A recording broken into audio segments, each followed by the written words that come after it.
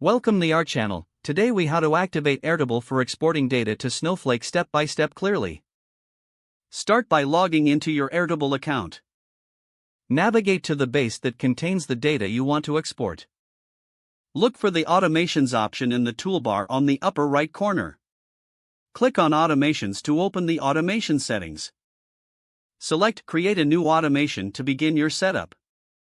Choose the trigger for your automation. For this, select when a record is updated or when a record is created. Designate the table that you want to monitor for changes.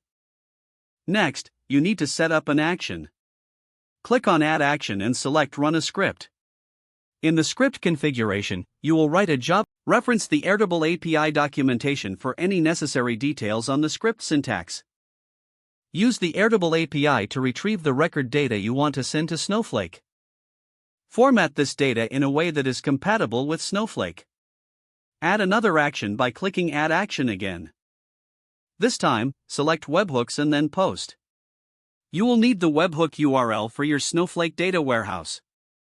Open your Snowflake account in a new tab to find or create a webhook endpoint.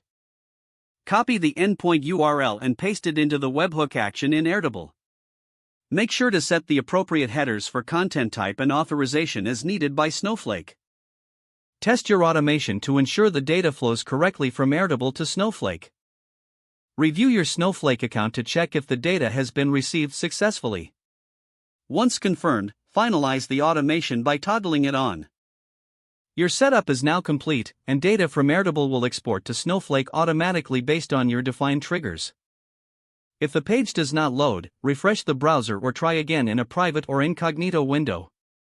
Make sure you are using the correct email address, then retype it carefully to avoid small typos. If your password is not accepted, use the reset option and create a new strong password you can remember. Check your spam folder for verification or security emails, then complete any requested confirmation steps. Enable two-factor authentication if available to improve account security and reduce unauthorized access risk. After signing in, review your profile details so your contact information and settings are accurate and current. If you see an error message, note it down and try again after restarting your device and internet connection. Don't forget to like this video and subscribe to our channel for more step-by-step tech guides.